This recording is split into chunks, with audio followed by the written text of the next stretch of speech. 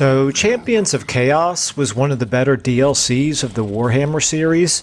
It led to vast improvements to the Warriors of Chaos faction, both in terms of interesting, compelling mechanics and voluminous content, with the unfortunate side effect that the faction is now so strong that their campaigns are unbalanced and can quickly get a little boring. But this doesn't make them unplayable. It makes them perfect for some really thematic gameplay. It would be a shame to see such a mechanic-rich faction with a diverse array of units and lords go to waste, so instead, let's make them more interesting. With that in mind, here are 5 challenges to really lean into the flavor of these guys.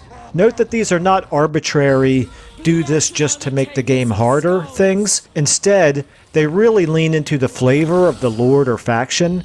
And while I'm admittedly not the greatest student of Warhammer canon, none of these knowingly violates any of the lore and actually tries to adhere to it more than the vanilla game's generic all conquest all the time playstyle does. Also, while these challenges are clearly not the meta way to play if all you want to do is maximize power, none of them is going to hamstring you to the point of feeling too weak. You're probably wondering why I only have 5 challenges when there are more than 5 legendary lords to choose from, and the reason is I haven't yet thought of thematic challenges for some of them that are both interesting and playable. Since I might never, I didn't want to put off talking about these any longer. That said, maybe some of you have some good ideas that you've messed around with, or maybe some of these ideas will spark the creative juices and help you experiment with some of your own. Please post any you think sound interesting in the comments, and we'll turn it into a bit of a brainstorming exercise. Okay, so let's dive into the list.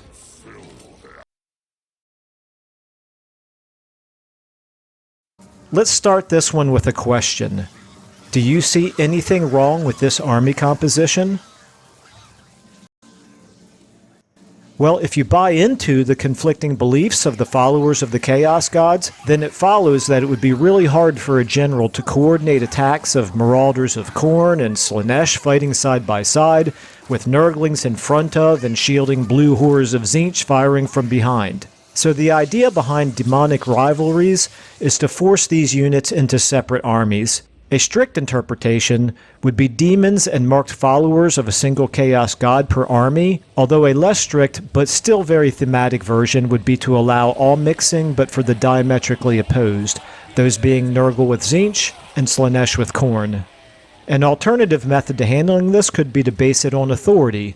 The greater a lord's authority, the more control they have over their rambunctious troops. Since the maximum value of authority is 10 and the maximum units in one army is 20, a simple calculation of 2 demonic or marked units per authority seems to make the most sense.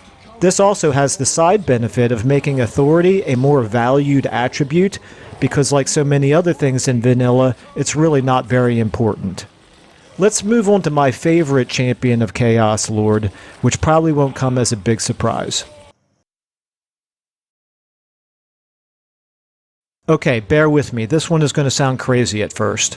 I just don't see Festus as terribly preoccupied with world domination, or at least it's not an end in and of itself. No, Festus is all about forcing his foul concoctions on unwilling test subjects, and to reflect this in a Festus campaign, that means infecting with plagues over plain old killing on the battlefield. In other words, Festus can only attack armies or settlements after they've been infected. Yes, that's going to add a highly chaotic layer of strategy to the campaign. Of course, this challenge would be much easier with Kugath than Festus, because Kugath has plague cultists to launch his plagues directly into a target. Festus, on the other hand, can only initiate the plagues and watch them spread somewhat randomly about the map.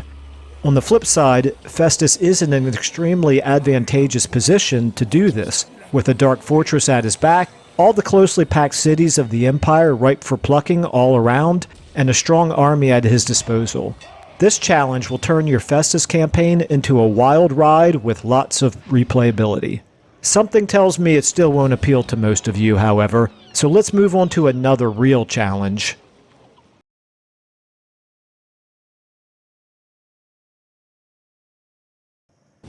Lore has it that before his release, Kholek was trapped in a glacier by elven magic.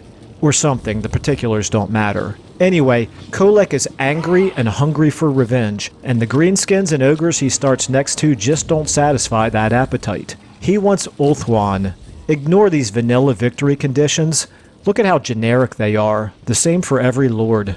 Kholek won't consider his campaign a success until he raises or controls every city on the Elven Atlantis. He'll still need to build up his power base before doing so, of course, and so this challenge won't dramatically alter the early game for this champion of chaos.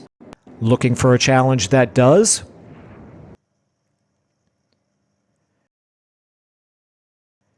This is the distant cousin of a This Is Total War campaign, but obviously not nearly as restrictive or as difficult. According to lore, Valkia first rose to prominence by vanquishing the tribes devoted to the other chaos gods, and it feels thematic for her to keep herself in Khorne's good graces by continuing that same strategy. Of course, in the process, endless war also means more skulls, which in the demented logic of the blood god and his followers is a good thing. The challenge then is pretty straightforward. Make sure you're always at war with any and all demonic and chaos factions, minor and major, that worship anyone but Khorne. Just declare war on them as soon as you meet, and never offer or accept a peace treaty. The good news, or bad, depending on how bloodthirsty you are, is that you start out without having met any of them. This allows you to focus on your first enemy, good old Grand, without immediately needing to fight on two fronts. The larger you grow, however, the more enemies you'll meet, so plan wisely while you expand. The last challenge is one that really applies to all of the Warrior of Chaos factions. I love the Warband upgrade system that was introduced in the Champions of Chaos DLC and is exclusive to this one faction. In fact, it's such a good system that it always felt like a waste of the Warband upgrade mechanic to allow recruitment of higher tier units, because it essentially minimizes the utility of this great mechanic. That's why I suggest using Warband upgrade exclusivity, meaning that the player only ever recruits units at the bottom of the upgrade hierarchy. All high-level units, the ones that can be achieved through upgrading, are only obtained through the upgrades.